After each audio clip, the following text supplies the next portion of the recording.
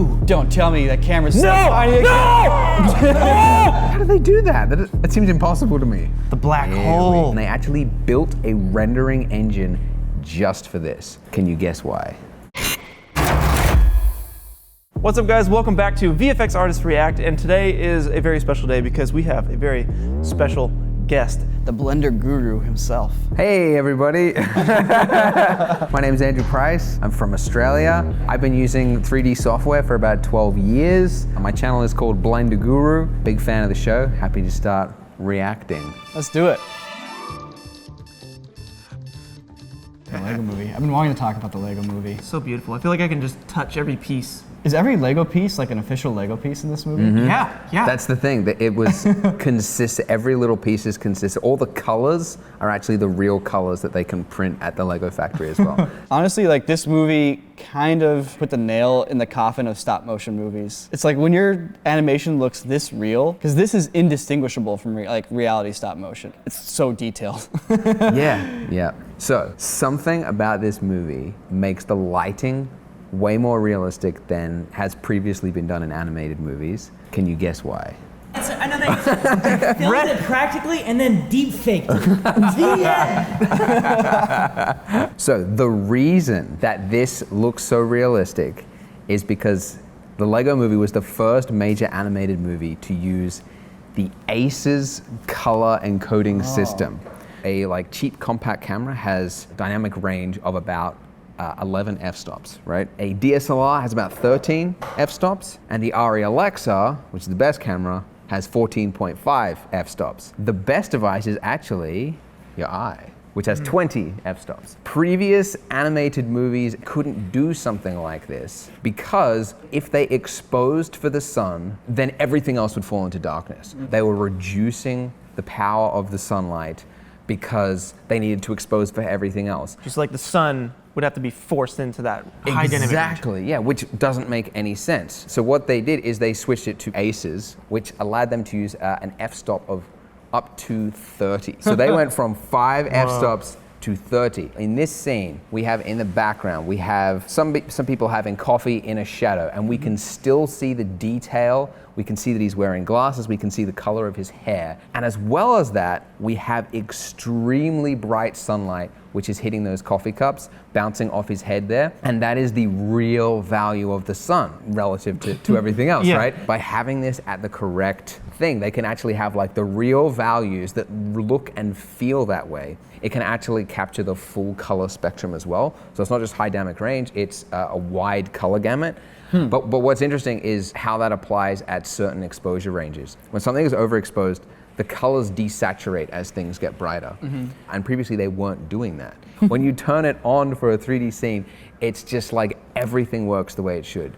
The light is the correct value, things are washing out as they should. You can actually use the true value of light as it should be. There's a couple other really subtle things that all play together to make this stuff look really photorealistic. One is when you're filming stuff in miniature, your depth of field gets really, really shallow. Because imagine taking a telephoto lens and zooming in on something that's only this big. If you shot this in real life with a wide angle lens, like a 28mm lens of a real person on the couch, you wouldn't have that shallow of the depth of field. But if you shot a miniature, you would. So they're actually mimicking the real life parameter, light wrap and light bloom and HDRI. But the other huge thing was the imperfections. You could even see the seam line when he was shaving. You could see the seam line in his hair, the details. That's so cool. I can feel my fingernail running over the top of it. Yeah, you know? exactly. The Lego movie, I think it was very successful because it made me want to play with my Legos after watching it. Get it off! Get it off! Get this freaking thing off me! Get it off! Help me! Help me! Help me! The Mist. Oh, dude, I loved this movie. The Mist is a good one. Watch your head, boy. Oh no, don't get dragged in the mist. This guy looks way too chill for what's going on. Frank Castle, what's his name? Wait, is that the Punisher? Yeah. Ooh. The practical effects are totally real. Wow. Upselling the visual effects. Yeah, exactly. Oh man. You know he's gone. Just let him go, right? Mama. Oh no. Yeah, so this is... That looked a little rough at the never beginning. seen again. See, they don't, the tentacles. They don't look that, It's I weird. hate that. That does not look good to me. I think Part of it is the texturing is unmotivated. Yeah, like that, like it looks kind of like just a uniform, like they got, what's the net, like, not a caterpillar, what's the one that's like, A worm? Or a centipede? in Australia we have them, witchetty grubs.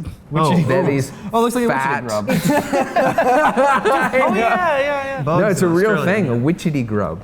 And it reminds me of that, and it's just kind of like this, it's got like little blood vessels going through it, but it's like, the actual creature itself has got like bones and like things in it, so it should have like, in my opinion, like parts that are clean, and then other parts that are like more fleshy. It's all one texture. It's all uniformly slimy. Another thing I'm noticing there is that the lighting is also a little bit of that like weird movie lighting. If you Yeah. look at the character in the front, Yeah. like his face, the side of his face is really bright, but the other side of his head is basically black. Same with the guy's baseball cap.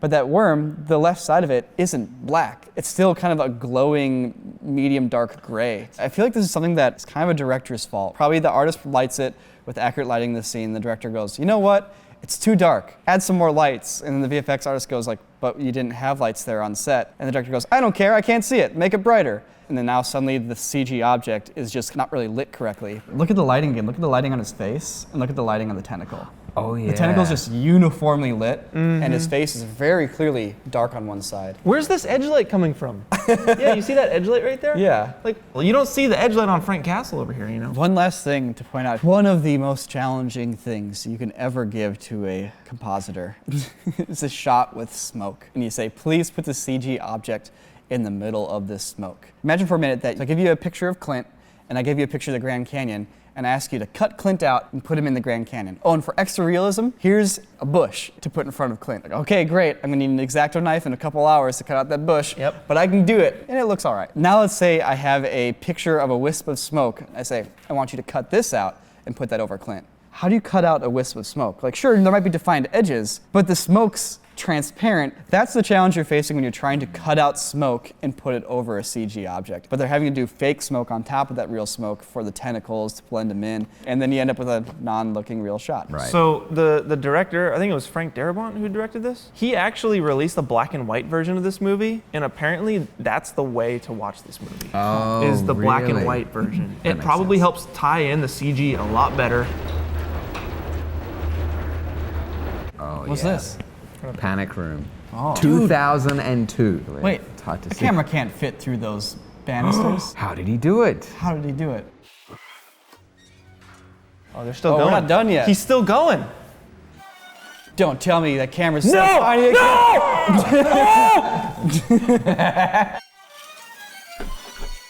Oh, threads. No, in no, no, the needle. no! This is like the trench run, but for cameras.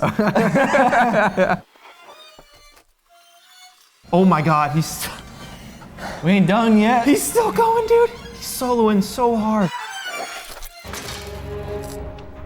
Woo! That's amazing. Woo! He didn't need to do this, right?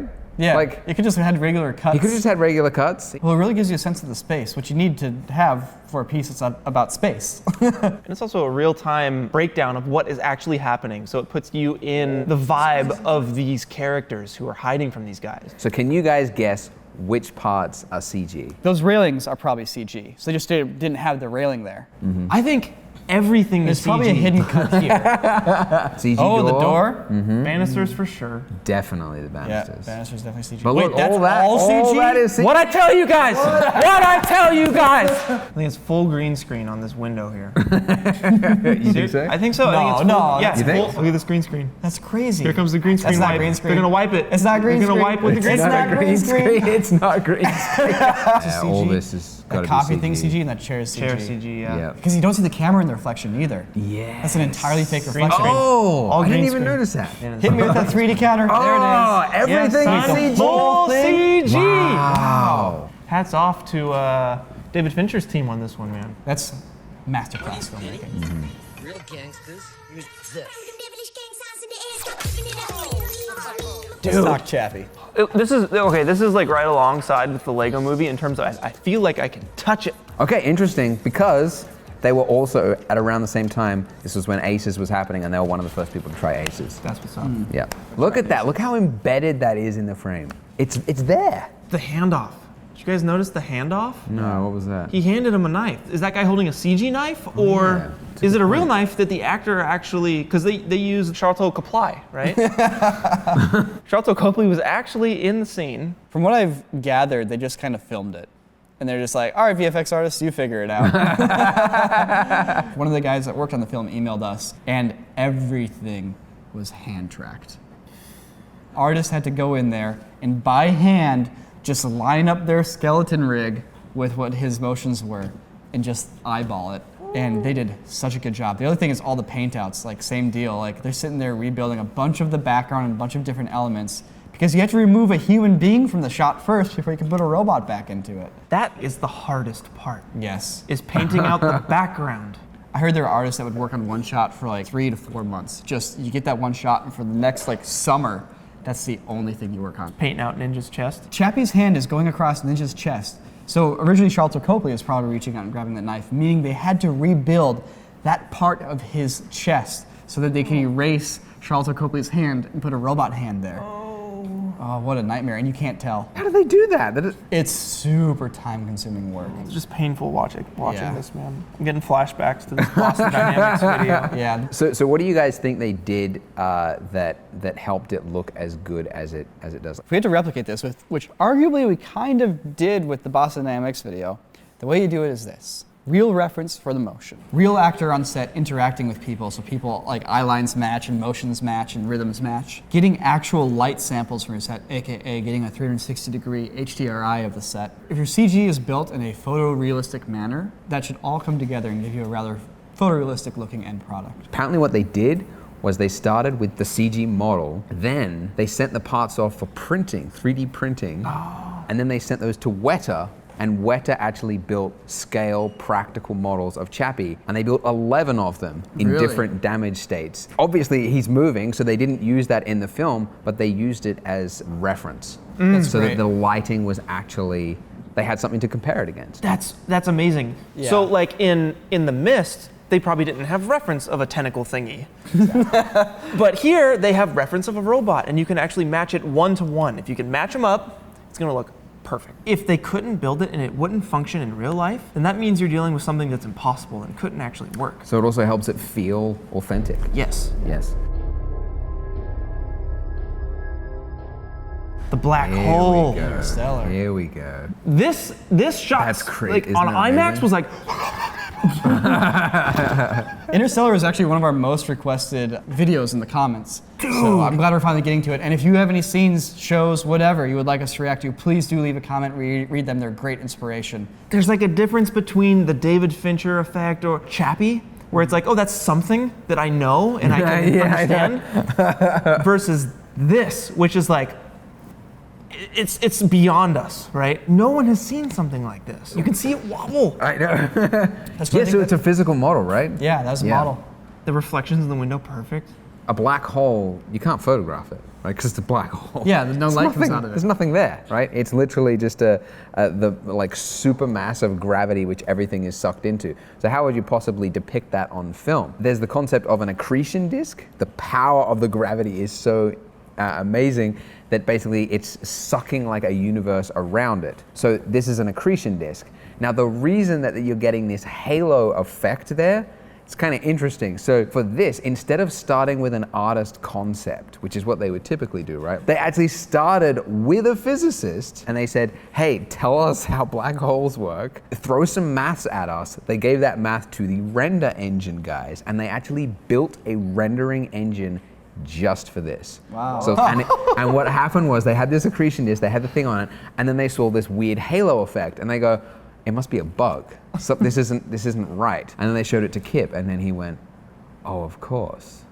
And what you're actually seeing is what would physically happen. You're saying they typed in numbers Yeah. and hit enter and got that? Yeah, and it surprised everyone because physically that would happen with an accretion disk. So you're seeing that same accretion disk like a Saturn ring, but you're seeing the other side of the black hole.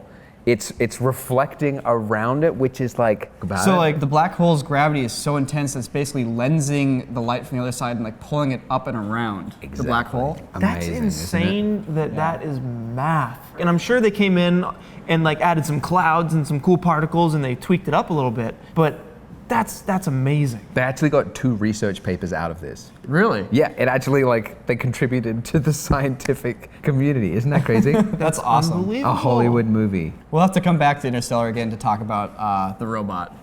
So subscribe if you want to see that. I loved your insight on the Lego movie and a lot of these other like 3D things that you brought to the table. Is that just all from your guru learning? Ah, nice. If you want to learn 3D, if you're watching this and you're like, hey, maybe I have a career in VFX waiting for me, come to Blender Guru, you'll learn how to make a donut.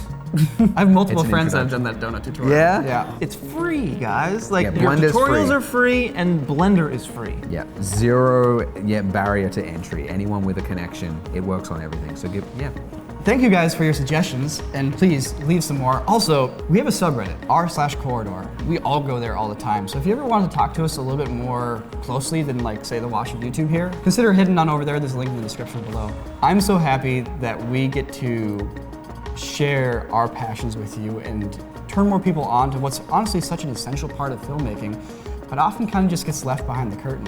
Consider subscribing if you haven't already, or if you don't want to miss a single video, ring that bell. Bye. Bye.